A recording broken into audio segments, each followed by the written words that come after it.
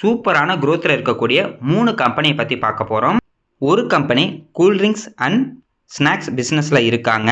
ரெண்டாவது company defence செக்டாரில் இருக்காங்க. மூணாவது கம்பெனி அக்ரிகல்ச்சர் பிஸ்னஸில் இருக்காங்க. இந்த 3 கம்பெனி வந்து பார்த்தீங்கன்னா நல்ல ஒரு பிஸ்னஸ் குரோத்தில் இருக்குது. ஸ்டாக்கோட ப்ரைஸ் லாஸ்ட் 5 வருஷத்துக்கு நல்ல லாபம் கொடுத்துருக்காங்க. பிஸ்னஸ் குரோத் அப்படிங்கிறது ரொம்ப சூப்பராகவே இருக்கும். அந்த 3 கம்பெனி என்ன பண்ணுறாங்க, பிஸ்னஸ் குரோத் எப்படி இருக்குது, அந்த கம்பெனியில் யாரெல்லாம் முதலீடு பண்ணியிருக்காங்க, எவ்வளோ பர்சன்டேஜ் முதலீடு பண்ணியிருக்காங்க அப்படிங்கிறது பார்க்க போகிறோம். ஷேரை பற்றி பார்க்கறதுக்கு முன்னாடி இந்த ஸ்டாக் பாத் டு வெல்த் இந்த புக்கில் இருந்து 2 டிப்ஸு பார்த்துடலாம். நம்மளோட வெல்த் எப்போ ஃபாஸ்ட்டாக க்ரோ ஆகும் அப்படின்னா, நம்ம அதிகமான லாபத்தை ஃபோக்கஸ் பண்ணுறதை விட நம்மளோட லாஸை குறைக்கிறதுக்கு தான் நம்ம வந்து முயற்சி பண்ணணும். நமக்கு வர லாஸை எப்போ நம்ம கம்மி பண்ணுறோமோ அப்போ தான் நம்மளோட வெல்த் அப்படிங்கிறது ரொம்ப ஃபாஸ்ட்டாக க்ரோ ஆகும். இப்போது ஸ்டாக் மார்க்கெட்டில் நிறைய பேர் என்ன தப்பு பண்ணுறாங்கன்னா, நம்ம சீக்கிரமாக அதிகமான பணம் சம்பாதிக்கணும் அப்படிங்கிறதுக்காக ட்ரேடிங் பண்ணுவாங்க. அப்போ வந்து பார்த்திங்கன்னா அவங்களுக்கு லாஸ் வரும். அதே மாதிரி ஒரு ஸ்டாக்கில் வந்து பார்த்திங்கன்னா என்னென்ன அவங்களுக்கு தெரியாது, இருந்தாலும் இதில் நம்ம முதலீடு பண்ணோம்னா அதிகமான லாபம் கிடைக்கும் அப்படிங்கிற ஒரு ஆசையிலையும் அவங்க வாங்குவாங்க. அதுக்கப்புறம் லாஸில் போயிடும். அதனால் நம்ம லாஸை கம்மி பண்ணாவே நம்மளோட வெல்த் அப்படிங்கிறது பார்த்திங்கன்னா அதிகமாகும். வெல்த் அப்படிங்கிறது ஒன்றுமே இல்லை, அது ஒரு சொத்து. அது வந்து பார்த்திங்கன்னா வருஷம் ஆக ஆக இன்க்ரீஸ் ஆகிட்டே தான் இருக்கும். நம்மளோட சொத்து அதிகமாகணும் அப்படின்னா நம்மளோட லாஸ் வந்து பார்த்திங்கன்னா ரொம்ப கம்மியாகணும். அதே மாதிரி நம்ம பண்ணக்கூடிய மிஸ்டேக் வந்து பார்த்திங்கன்னா கம்மி பண்ணிக்கணும். நம்ம வந்து பார்த்திங்கன்னா காமனாக ஏதோ ஒரு மிஸ்டேக் வந்து பண்ணிகிட்டு இருப்போம். ஸ்டாக் மார்க்கெட்டை பொறுத்த வரைக்கும் ஸ்டாக்கோட ப்ரைஸை கீழே வரும்போது தான் வாங்கணும். அதே மாதிரி அதிகமாகும் போது நம்ம வந்து சேல் பண்ணணும். நிறைய பேர் என்ன பண்ணுவாங்கன்னா, கீழே வரும்போது பயந்துக்கிட்டே இருப்பாங்க, இன்னும் கீழே போகும் இன்னும் கீழே போகும் அப்படின்ற மாதிரி வெயிட் பண்ணுவாங்க, வாங்கவே மாட்டாங்க. அதே மாதிரி ஒரு ஸ்டாக்கோட ப்ரைஸ் இன்க்ரீஸ் ஆகும்போது என்ன பண்ணுவாங்கன்னா, அதை போய் வாங்குவாங்க, இன்னும் நல்லா இன்க்ரீஸ் ஆகும் அப்படிங்கிற மாதிரி வாங்குவாங்க. ஸ்டார்டிங்கில் நமக்கு வந்து பார்த்திங்கன்னா அப்படி தான் இருக்கும் ஷேர் மார்க்கெட்டு. ஆனால் ஒரு எக்ஸ்பீரியன்ஸ் ஆனதுக்கப்புறம் அந்த மிஸ்டேக் நம்ம வந்து பண்ணக்கூடாது. எப்போல்லாம் ஸ்டாக்கோட ப்ரைஸ் கீழே வருதோ அப்போ தான் நம்ம வந்து வாங்கணும். அதே மாதிரி எப்போல்லாம் ஸ்டாக்கோட ப்ரைஸ் மேலே போகுதோ அப்போ நம்ம வந்து சேல் பண்ணிக்கலாம்.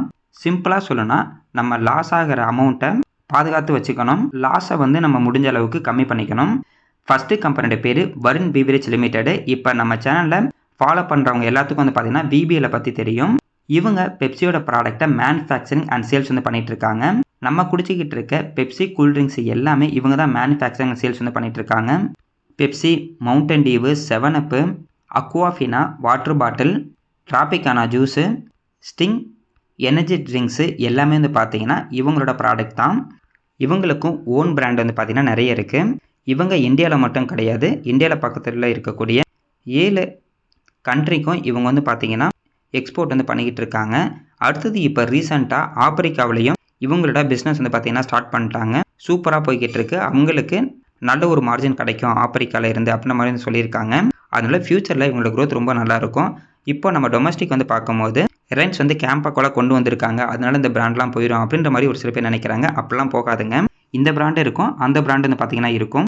இவங்களோட க்ரோத் அப்படிங்கிறது ரொம்ப சூப்பராகவே இருக்குது. பிஸ்னஸ் க்ரோத் அப்படிங்கிறதும் ரொம்ப நல்லாவே இருக்கும்.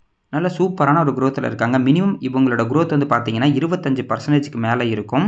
புது புது அக்விசேஷன் அப்படிங்கிறது பண்ணிட்டு தான் இருக்காங்க. அதாவது இவங்க வந்து பார்த்தீங்கன்னா இவங்களோட பிஸ்னஸ் எப்படி இன்னும் பெருசாக்க முடியும், ப்ளஸ் இவங்களோட காஸ்ட் கட்டிங்லாம் எந்த மாதிரிலாம் பண்ணலாம் அப்படின்ற மாதிரி தான் இவங்க அக்விசேஷன் வந்து பண்ணிட்டு இருக்காங்க. கூல்ட்ரிங்க்ஸ் அப்படிங்கிறது நம்ம வந்து பார்த்தீங்கன்னா லாஸ்ட் வரைக்கும் குடிச்சிக்கிட்டு தான் இருப்போம். அதனால இவங்களோட பிஸ்னஸ் அப்படிங்கிறது லாஸ்ட் வரைக்கும் இருந்துக்கிட்டு தான் இருக்கும். இன்னும் ஒரு சில பேருக்கு என்ன டவுட் இருக்குன்னா, இவங்க வந்து பார்த்தீங்கன்னா பெப்சியோட பிராண்டை தானே யூஸ் பண்ணுறாங்க, பெப்சி இவங்களோட கான்ட்ராக்டை கேன்சல் பண்ணிட்டா அப்புறம் இவங்க என்ன பண்ணுவாங்க, அப்போ நம்மளாம் ஒரு சில பேர் யோசிச்சுட்டு இருப்பாங்க. அப்போல்லாம் வந்து பார்த்தீங்கன்னா கான்ட்ராக்ட் வந்து கேன்சல் பண்ண மாட்டாங்க. மினிமம் 25 30 வருஷம் வரைக்கும் ஒரு கான்ட்ராக்ட் போடுவாங்க. அதுவும் இல்லாமல் பெப்சிக்கு இந்த கம்பெனினால் அதிகப்படியான லாபம் வந்து கொடுத்துக்கிட்டு இருக்கு. அதனால் பெப்சி வந்து பார்த்தீங்கன்னா இவங்க வந்து பார்த்தீங்கன்னா கழட்டி விட மாட்டாங்க. விபிஎல்னால பெப்சிக்கும் நல்ல ஒரு லாபம், அதே மாதிரி பெப்சினால விபிஎலுக்கும் நல்ல ஒரு லாபம். கரண்ட் ப்ரைஸ் 460 ரூபாய் ட்ரேட் ஆகிட்டு இருக்கு. லாஸ்ட் 5 வருஷத்தில் 675% இந்த ஸ்டாக்கோட ப்ரைஸ் வந்து இன்க்ரீஸ் ஆகிருக்கு. அடுத்தது நம்ம கீ ரேஷியோ வந்து பார்த்தலாம். மார்க்கெட் கேப்பு 1,56,000 கோடிக்கு மேலே இருக்குது. 52 வீக் லோ 419, 52 வீக் ஹை 664 இருக்குது. ஸ்டாக்கோட பி ரேஷியோ 54 இருக்குது. இண்டஸ்ட்ரி பி ரேஷியோ 87 இருக்குது. ஸ்டாக்கோட பி ரேஷியோ வந்து பார்த்தீங்கன்னா இண்டஸ்ட்ரி பி ரேஷியோட ரொம்ப கம்மியாக இருக்குது. புக் வேல்யூ 54 இருக்குது. டிவிடெண்ட் ஈல்டு 0.22% இருக்காங்க. ஆர்ஓசி 24%, ஆர்ஓஇ 22%, ஆர்ஓஐசி 18% இருக்குது. ஓபிஎம் 23% இருக்குது. ஓவரால் அந்த பர்சன்டேஜ் எல்லாமே சூப்பரான ஒரு பர்சன்டேஜ். மினிமம் வந்து பார்த்தீங்கன்னா 20க்கு மேலே இருக்குது. இன்டென்சிக் வேல்யூ 216 ரூபாயில் இருக்குது. அதாவது இந்த கம்பெனியோட கரண்ட் பர்ஃபார்மன்ஸ் பார்க்கும்போது இந்த ஸ்டாக்கோட ப்ரைஸ் 216 ரூபாய்க்கு ஒருத்தான ஸ்டாக் அப்போ நம்ம எடுத்தோம். பிஜி ரேஷியோ 0.99 இருக்காங்க. டெப்டி ஈக்விட்டி 0.12 இருக்குது. ப்ரைஸ் டு புக் வேல்யூ பார்க்கும்போது 8.50 இருக்காங்க. ஓவரால் அந்த கீ ரேஷியோ வச்சு பார்க்கும்போது இந்த ஸ்டாக்கோட ப்ரைஸ் கொஞ்சம் அதிகமான வேல்யூஷனில் தான் இருக்க மாதிரி இருக்கும். ஆனால் வந்து பார்த்தீங்கன்னா ஸ்டாக்கோட PE ரேஷியோ ரொம்ப ரொம்ப கம்மியாக இருக்குது. அடுத்தது நம்ம இவங்களோட CAGR வந்து பார்க்கலாம். சேல்ஸ் growth மினிமம் லாஸ்ட் 5 வருஷத்தில் 23% மேலே இருக்குது. ப்ராஃபிட் growth மினிமம் 41% மேலே இருக்குது லாஸ்ட் 5 வருஷத்தில். அதாவது இந்த கம்பெனிக்கு வரக்கூடிய சேல்ஸ் growthம் ப்ராஃபிட் growth வந்து பார்த்தீங்கன்னா ரொம்ப அதிகமாகவே இருக்குது. ஸ்டாக்கோட ப்ரைஸ் வந்து பார்த்தீங்கன்னா லாஸ்ட் 5 வருஷத்தில் 51%. அதாவது 5 வருஷத்துக்கு முன்னாடி இந்த ஸ்டாக்கில் ஒருத்தர் முதலீடு பண்ணியிருந்தாங்கன்னா வருஷம் 51% இந்த ஸ்டாக்கோட ப்ரைஸ் வந்து இன்க்ரீஸ் ஆகிருக்கும். இதுவே போன வருஷம் ஒருத்தர் இதில் முதலீடு பண்ணியிருந்தா கூட 25% நெகட்டிவில் இருப்பாங்க. ரிட்டர்ன் ஈக்விட்டி வந்து பார்த்தீங்கன்னா 25% மேலே இருக்குது. ஓவரில் அந்த 4%மே சூப்பரான ஒரு பர்சன்டேஜ். இதை வச்சே நம்மளால் வந்து பார்த்தீங்கன்னா இந்த கம்பெனி எந்த அளவுக்கு குரோத்தில் இருக்காங்க அப்படின்னு வந்து தெரிஞ்சுக்க முடியும். மினிமம் இந்த குரோத் எல்லாமே 20%க்கு மேலே இருக்குது அப்படின்னா அந்த கம்பெனியோட பர்ஃபார்மன்ஸ் ரொம்ப சூப்பராக இருக்குது அப்படின்ற மாதிரி தான் அர்த்தம். அடுத்தது இவங்களோட PE ரேஷியோ வந்து பார்க்கலாம். இப்போ இங்கே நம்ம பார்க்குறது வந்து பார்த்தீங்கன்னா ஸ்டாக்கோட ப்ரைஸு கிடையாது, ஸ்டாக்கோட PE ரேஷியோ. அதிகமாக இந்த VBL வந்து பார்த்தீங்கன்னா 100 வரைக்கும் இந்த PE ரேஷியோ போயிருக்கு. கீழே வந்து பார்த்தீங்கன்னா 50, 48 வரைக்கும் கூட வந்து போயிருக்கு. இப்போ இந்த ஸ்டாக்கோட PE ரேஷியோ 54 இருக்கனால கரெக்டான லோ PE ரேஷியோவில் தான் இருக்குது. அதாவது ஒரு கம்பெனியோட ஸ்டாக்கோட ப்ரைஸ் வந்து பார்த்தீங்கன்னா ஒரு குறிப்பிட்ட PE ரேஷியோக்குள்ளே வந்து பார்த்தீங்கன்னா சுற்றிக்கிட்டே தான் இருக்கும்.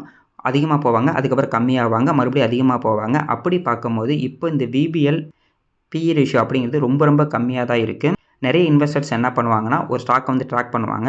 எப்போல்லாம் அந்த ஸ்டாக்கோட ப்ரைஸ் லோ PE ரேஷியோ வருதோ அப்போ அதை வாங்கிக்குவாங்க. அதேமாதிரி ஹை PE ரேஷியோ போகும்போது அது வந்து பார்த்தீங்கன்னா ஓவர் வேல்யூ அப்படின்ட்டு வந்து சேல் பண்ணிவிடுவாங்க. இப்போ இந்த ஸ்டாக்கோட ப்ரைஸ் ரொம்ப ரொம்ப லோ PE ரேஷியோவில் தான் இருக்குது. அடுத்தது இவங்களோட ஷேர் ஹோல்டிங் பேட்டர்ன் வந்து பார்க்கலாம். ப்ரொமோட்டர்கிட்ட 59%க்கு மேலே ஷேர் ஹோல்டிங் பேட்டர்ன் இருக்குது. எஃப்ஐட் வந்து பார்த்தீங்கன்னா 21.93% ஷேர் ஹோல்டிங் பேட்டர்ன் இருக்குது. கிட்டத்தட்ட எஃப்ஐ வந்து பார்த்தீங்கன்னா 21%க்கு மேலே ஹோல்டு பண்ணுறாங்க. அதேமாதிரி DI வந்து பார்த்தீங்கன்னா கிட்டத்தட்ட 11.78%, 11%க்கு மேலே ஹோல்டு பண்ணுறாங்க. இப்போ DI வந்து பார்த்தீங்கன்னா எல்லா குவார்ட்டரும் வாங்கிக்கிட்டே இருக்காங்க. கொஞ்சம் கொஞ்சமாக அவங்களோட பொசிஷன் வந்து பார்த்தீங்கன்னா அதிகமாகிட்டு இருக்காங்க. ரீட்டைல் பீப்புள்கிட்ட 6.84% மட்டும்தான் ஷேர் ஹோல்டிங் பேட்டர்ன் இருக்குது.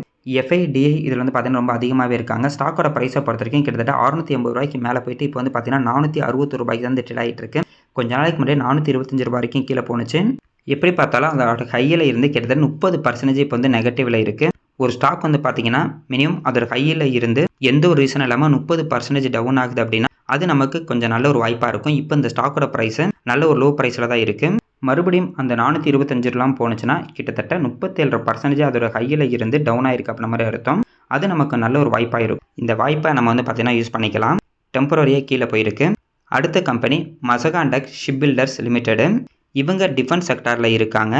இவங்க டிஃபென்ஸ் செக்டாரில் இருந்தாலும் டிஃபென்ஸ் செக்டாருக்கு தேவையான ஷிப்பு எல்லாமே ரெடி பண்ணி தராங்க. ப்ளஸ்ஸு கார்கோ பேசஞ்சர் ஷிப்பு வந்து பண்ணி கொடுத்துட்ருக்காங்க. அதாவது டிஃபென்ஸ் செக்டாருக்கு தேவையான ஷிப் பண்ணுவாங்க. நமக்கு இப்போ ஒரு ஷிப் வேணும், ஒரு கப்பல் வேணும் அப்படின்னா கூட நமக்கு வந்து பார்த்தீங்கன்னா இவங்க வந்து பண்ணி தருவாங்க. அதான் இவங்களோட பெரிய அட்வான்டேஜ். இது வரைக்கும் கிட்டத்தட்ட 801 வெசல்ஸும் கன்ஸ்ட்ரக்ட் பண்ணி சேல் பண்ணியிருக்காங்க. அதில் வந்து பார்த்தீங்கன்னா வார்ஷிப்பு, சப்மரீன்ஸ், கார்கோ, பேசஞ்சர் ஷிப்ஸு எல்லாமே ரெடி பண்ணி கொடுத்துருக்காங்க. அதே மாதிரி இவங்க வந்து பார்த்தீங்கன்னா ரிப்பேர் வந்து பண்ணிக்கிட்டு இருக்காங்க. மேனுஃபேக்சரிங், சேல்ஸு ப்ளஸ் ரிப்பேர் இது மூணுமே வந்து பண்ணிகிட்டு இருக்காங்க. இவங்களுக்கு அதிகப்படியான ரெவன்யூ அப்படிங்கிறது மேனுஃபேக்சரிங்கில் தான் வருது. ரிப்பேர்லேருந்து வெறும் 3% ரெவன்யூ தான் வந்துட்டுருக்கு. இவங்க ஷிப் பில்டிங்கில் மட்டும் இல்லாமல் ஹெவி இன்ஜினியரிங் ஒர்க்லேயும் இருக்காங்க. ONGCக்கு வந்து பார்த்தீங்கன்னா பைப்லைன் ப்ராஜெக்ட்லேயே வந்து இருக்காங்க. கிட்டத்தட்ட 1145 கோடிக்கான ஆர்டர் அது. நிறைய கம்பெனி கூட வந்து பார்த்தீங்கன்னா பார்ட்னர்ஷிப் போட்டிருக்காங்க. இந்த கம்பெனி growth அப்படிங்கிறது ரொம்ப சூப்பராகவே இருக்கும். ஜென்ரலாக டிஃபென்ஸ் செக்டர் அப்படிங்கிறது எல்லா கண்ட்ரியை பொறுத்த வரைக்கும் இம்ப்ரூவ் பண்ணிக்கிட்டு தான் இருப்பாங்க. நம்ம இந்தியாவும் மேட் இன் இந்தியா கான்செப்டில் தான் இருக்காங்க. அதனால் மேக்ஸிமம் நம்மளுக்கு தேவையான டிஃபென்ஸு எக்யூப்மெண்ட் எல்லாமே நம்ம இந்தியாவில் மேனுஃபேக்சரிங் பண்ணலாம் அப்படிங்கிற ஒரு கான்சன்ட்ரேஷனில் தான் இருக்காங்க. அதனால் இந்த கம்பெனிக்கெலாம் அதிகமான ஆர்டர் கிடைக்கிறதுக்கும் நிறைய வாய்ப்பு இருக்குது. கரண்ட் ப்ரைஸ் 2804 ரூபாய்க்கு வந்து ட்ரேட் ஆகிட்டு இருக்குது. மார்க்கெட் கேப்பு 1,13,000 கோடிக்கு மேலே இருக்குது. 52 வீக் லோ 1918, 52 வீக் ஹை 3778. ஸ்டாக்கோட PE ரேஷியோ 52 இருக்குது. இன்ட்ரெஸ்ட் PE ரேஷியோ 52 தான் இருக்குது. Book value 197, ROC 43%, ROE 34%, ROIC 35%, OPM 14% இருக்குது. ஓவரால் அந்த பர்சன்டேஜ் எல்லாமே சூப்பரான ஒரு பர்சன்டேஜ்.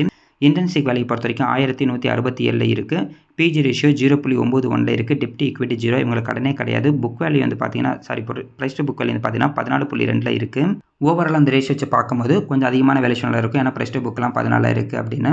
இருந்தாலும் இவங்களுக்கு அதிகமான வேல்யூஷன் கொடுத்த காரணம்னா இவங்களோட க்ரோத் அப்படிங்கிறது ரொம்ப சூப்பராகவே இருக்கும். சேல்ஸ் க்ரோத் வந்து பார்த்தீங்கன்னா லாஸ்ட் 5 வருஷத்தில் 18%, ப்ராஃபிட் க்ரோத் லாஸ்ட் 5 வருஷத்தில் 38% இருக்குது. அதே மாதிரி தான் ஸ்டாக்கோட ப்ரைஸும் லாஸ்ட் 5 வருஷத்தில் 101%. அதாவது 5 வருஷத்துக்கு முன்னாடி இந்த ஸ்டாக்கில் ஒருத்தர் முதலீடு பண்ணியிருந்தா கூட வருஷம் அப்படியே ஒவ்வொரு மடங்கு வந்து அதிகமாக இருக்கும் ஸ்டாக்கோட ப்ரைஸ். ரிட்டர்ன் ஈக்விட்டி வந்து பார்த்தீங்கன்னா மினிமம் 28% இருக்குது. ஓவராலாக இந்த பர்சன்டேஜ் இல்லாமல் சூப்பரான ஒரு பர்சன்டேஜ் தான். லாஸ்ட் ஒரு வருஷத்தில் கூட வந்து பார்த்தீங்கன்னா கிட்டத்தட்ட 38% இந்த ஸ்டாக்கோட ப்ரைஸ் இன்க்ரீஸ் ஆயிருக்கு. இந்த ஸ்டாக்கோட பி ரேஷியோ பொறுத்த வரைக்கும் இப்போ வந்து பார்த்தீங்கன்னா அதிகமான பி ரேஷியோவில் தான் இருக்குது. லோ பி ரேஷியோ அப்படிங்கிறது 20 இருந்திருக்கு 2022. அதுக்கப்புறம் வந்து பார்த்தீங்கன்னா கொஞ்சமாக இன்க்ரீஸ் ஆகி இப்போ அதிகமான பி ரேஷியோவில் தான் இருக்குது. இதோட அதிகமான பி ரேஷியோ அப்படிங்கிறது 60 இருக்குது. இப்போ கிட்டத்தட்ட 54 தான் இருக்குது. இது மட்டும் பார்த்தீங்கன்னா கொஞ்சம் நெகட்டிவாக இருக்கும். ஏன்னா லோ பி ரேஷியோவில் வாங்கிட்டோம்னா கொஞ்சம் நல்லாயிருக்கும். ஆனால் இந்த ஸ்டாக்கோட ப்ரைஸு கொஞ்சம் அதிகமான பி ரேஷியோவில் தான் இருக்குது. இன்னும் மேலேயே தான் இருக்குது. ஸ்டாக்கோட ஹை வந்து பார்த்தீங்கன்னா 3750 வச்சுருந்தா கூட இப்போ கரண்ட் ப்ரைஸ் வச்சு பார்க்கும்போது இந்த ஸ்டாக்கோட ப்ரைஸ் கிட்டத்தட்ட 25% கரெக்ஷனில் தான் இருக்குது. கிட்டத்தட்ட 2600 வரைக்கும் போணுச்சு. இப்போ வந்து பார்த்தீங்கன்னா ஒரு ₹200 இன்க்ரீஸ் ஆகிருக்கு. பார்க்கலாம். இவங்க வந்து பார்த்தீங்கன்னா அடுத்த வாரமாக இந்த மாதிரி ரிசல்ட் தருவாங்கன்னு நினைக்கிறேன். திங்கட்கிழமை ரிசல்ட் தராங்க. அந்த ரிசல்ட்டை நல்லா கொடுத்தாங்கன்னா இந்த ஸ்டாக்கோட ப்ரைஸ் இன்க்ரீஸ் ஆகிறதுக்கு வந்து நிறைய வாய்ப்பு இருக்குது. இல்லை கம்மியாக கொடுத்தாங்கன்னா மறுபடியும் டவுன் ஆகிறதுக்கு ஒரு வாய்ப்பு இருக்குது. இருந்தாலும் லாங் டர்ம் அப்படின்னு பார்க்கும்போது இவங்களோட க்ரோத் ரொம்ப சூப்பராகவே இருக்குது. ஆனால் லாங் டர்ம் கூட நம்ம வந்து ட்ரை பண்ணலாம். அடுத்தது இவங்களோட ஷேர் ஹோல்டிங் பேட்டர்ன் வந்து பார்த்தீங்கன்னா ப்ரொமோட்டர்கிட்ட 81% ஷேர் ஹோல்டிங் பேட்டர்ன் இருக்குது. எஃப்ஐட் வந்து பார்த்தீங்கன்னா 1.97% ஷேர் ஹோல்டிங் பேட்டர்ன் இருக்குது. லாஸ்ட் 2-3 குவார்ட்டராகவே எஃப்ஐ வந்து பார்த்தீங்கன்னா கொஞ்சமாக அவங்களோட ஹோல்டிங் வந்து கம் பண்ணிட்டு இருக்காங்க. டிஐட் வந்து பார்த்தீங்கன்னா கொஞ்சம் அதிகமாக இருக்குது. 5.65% ஷேர் ஹோல்டிங் பேட்டர்ன் கொஞ்சம் அதிகமாக இருக்குது. ஏன்னா எல்ஐசி வந்து பார்த்தீங்கன்னா வாங்கியிருக்காங்க. கிட்டத்தட்ட 3.27% எல்ஐசி வந்து பார்த்தீங்கன்னா இப்போ வந்து ஹோல்டு பண்ணியிருக்காங்க. அதுவும் ஜூன் குவார்ட்டரில் தான் வந்து வாங்கியிருக்காங்க. ரீட்டைல் பீப்பிள்கிட்ட கிட்டத்தட்ட 11% ஷேர் ஹோல்டிங் பேட்டர்ன் இருக்குது. பார்க்கலாங்க. இப்போ இந்த ரிசல்ட்டை பொறுத்து அடுத்த வாரம் இந்த ஸ்டாக்கோட ப்ரைஸ் என்ன ஆகுதுன்னு பார்க்கலாம். ஆனால் லாங் டர்முக்கு வந்து பார்த்தீங்கன்னா இவங்க சூப்பரான பிஸ்னஸில் தான் இருக்காங்க. நல்ல ஒரு க்ரோத்தில் இருக்காங்க. கோரமண்டல் இன்டர்நேஷனல் லிமிடெட் இவங்க வந்து பார்த்தீங்கன்னா அக்ரி சொல்யூஷன் ப்ரொவைடராக வந்து இருக்காங்க. அதாவது இவங்களோட பிஸ்னஸ் பார்த்தீங்கன்னா விவசாயத்தில் தான் இருக்குது. விவசாயத்துக்கு தேவையான உரம், பூச்சிக்கொல்லி மருந்து, விதை எல்லாமே இவங்க வந்து பார்த்தீங்கன்னா ரெடி பண்ணி வந்து கொடுத்துட்ருக்காங்க. நம்ம என்ன தான் ஜென்ரலாக விவசாயம் வந்து அழிஞ்சிக்கிட்டே இருக்குது அப்போ நம்ம சொன்னாலுமே விவசாய பொருளுக்கு வந்து பார்த்தீங்கன்னா டிமாண்ட் வந்து எப்போயும் இருந்துக்கிட்டு இருக்கும். ஏன்னா நம்ம எப்போயுமே சாப்பிட்டுக்கிட்டு தான் இருப்போம். அதனால இந்த பிஸ்னஸ் அப்படிங்கிறது நல்ல ஒரு க்ரோத்தில் தான் இருக்கும். கரண்ட் ப்ரைஸ் ₹2175 ட்ரேட் ஆகிட்டு இருக்கு. லாஸ்ட் வருஷத்தில் 36% இந்த ஸ்டாக்கோட ப்ரைஸ் வந்து பார்த்தீங்கன்னா இன்க்ரீஸ் ஆகிருக்கு.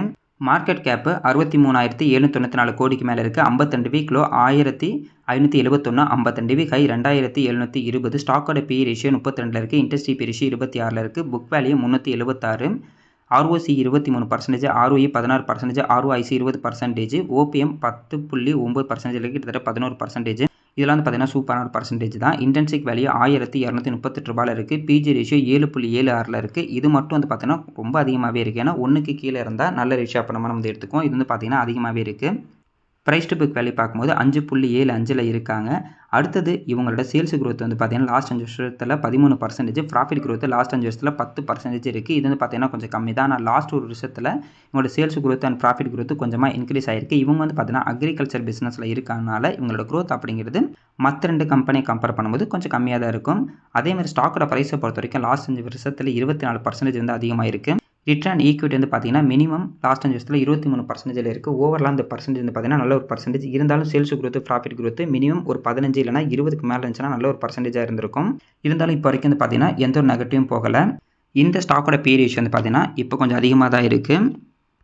அதிகபட்சம் 42 வரைக்கும் போயிருக்கு. ஸ்டாக்கோட பி ரேஷியோ கம்மி வந்து பார்த்தீங்கன்னா கிட்டத்தட்ட 13, 14 பி ரேஷியோலாம் இருந்திருக்கு. இப்போ வந்து பார்த்தீங்கன்னா கொஞ்சம் கொஞ்சமாக இன்க்ரீஸ் ஆகி இப்போ வந்துட்டு அதிகமாக தான் இருக்குது. இப்போதைக்கு நம்ம பி ரேஷியோ வச்சு பார்க்கும்போது இந்த ஸ்டாக்கோட பி ரேஷியோ கொஞ்சம் அதிகமாக தான் இருக்குது. இது கொஞ்சம் நெகட்டிவாக இருக்கும். அதேமாதிரி ஸ்டாக்கோட ப்ரைஸ் வந்து பார்த்தீங்கன்னா அதிகம் வந்து 2700க்கு மேலே போயிருக்கு. இப்போ வந்து பார்த்தீங்கன்னா ₹2160 இருக்குது. அப்படி வச்சு பார்க்கும்போது இதோட ஹையில் இருந்து இப்போதைக்கு 20% கரெக்ஷன் அப்படின்னு தான் இருக்குது. மேபி முன்ன சொன்ன மாதிரி ஒரு ஸ்டாக்கோட ப்ரைஸு 30லேருந்து 35% வரைக்கும் கூட கரெக்ஷன் ஆகலாம். அப்படி பார்க்கும்போது இது இன்னும் ஒரு 15% கூட கரெக்ஷன் ஆகலாம். அதுக்கு மார்க்கெட் வந்து பார்த்தீங்கன்னா நல்லா அடி வாங்கணும். இல்லை இவங்களோட ரிசல்ட் இல்லைனா இவங்களுக்கு ஒரு பேட் நியூஸ் வருதுன்னா இன்னொரு 15% கரெக்ஷன் ஆகிறதுக்கு ஒரு வாய்ப்பு இருக்குது. ஆனால் இருந்தாலும் இந்த ஸ்டாக்கோட ப்ரைஸ் இப்போ ஹையிலேருந்து பார்த்தீங்கன்னா கொஞ்சம் லோ ப்ரைஸில் இருக்குது. அதே மாதிரி இவங்க வந்து பார்த்தீங்கன்னா ரிசல்ட்டு இந்த குவார்ட்டர் வந்து தருவாங்க. இந்த செப்டம்பர் குவார்ட்டர் ரிசல்ட் அப்படிங்கிறது ஜென்ரலாகவே இவங்க வந்து பார்த்தீங்கன்னா அதிகமான ரிசல்ட்டு தான் தருவாங்க. அதனாலேயே மேபி கொஞ்சம் மார்க்கெட் வந்து பாசிட்டிவாக எடுத்துக்கிட்டு இப்போ லோவில் இருக்கனால இந்த ஸ்டாக்கோட ப்ரைஸை கொஞ்சம் இன்க்ரீஸ் பண்ணாலும் பண்ணுறதுக்கு ஒரு வாய்ப்பு இருக்குது. ஷேர் ஹோல்டிங் பேட்டர்னை பொறுத்த வரைக்கும் ப்ரொமோட்டர்ட்டா 56% மேலே ஷேர் ஹோல்டிங் இருக்குது. எஃப்ஐட் வந்து பார்த்தீங்கன்னா 14.45%, டிஐட் வந்து பார்த்தீங்கன்னா 15.88% ஷேர் ஹோல்டிங் பேட்டர்ன் இருக்குது. இதில் டி வந்து பார்த்தீங்கன்னா அவங்களோட ஷேர் ஹோல்டிங் பேட்டர்னை கொஞ்சமாக குறைக்கிறாங்க. எஃப்ஐ வந்து பார்த்தீங்கன்னா அவங்களோட ஷேர் ஹோல்டிங் பேட்டர்ன் வந்து கொஞ்சமாக அதிகமாகிட்டு இருக்காங்க. ரீட்டைல் பீப்பிள்கிட்ட 12.70% ஷேர் ஹோல்டிங் பேட்டர்ன் இருக்குது. ஓவரலாக இந்த ஷேர் ஹோல்டிங் பேட்டர்ன் பார்த்தீங்கன்னா சூப்பரான ஒரு ஷேர் ஹோல்டிங் பேட்டர்னு. இந்த 3 கம்பெனியோட ஸ்டாக்கோட ப்ரைஸ் வந்து பார்த்தீங்கன்னா அதோட ஹையிலேருந்து இப்போதைக்கு லோ ப்ரைஸில் வந்து ட்ரேட் ஆகிட்டு இருக்கு. இது நமக்கு நல்ல ஒரு வாய்ப்பாக இருக்கும். வெயிட் பண்ணி பார்ப்போம். இந்த 3 கம்பெனியும் ரிசல்ட்டு இப்போ அடுத்தடுத்து தருவாங்க. நல்ல ரிசல்ட்டாக கொடுத்தாங்கன்னா ரொம்ப நல்லாவே இருக்கும். ஆனால் 3 பிஸ்னஸ் பார்த்தீங்கன்னா சூப்பரான ஒரு பிஸ்னஸ் தான். நீங்களும் கொஞ்சம் அனலைஸ் பண்ணி பாருங்கள்.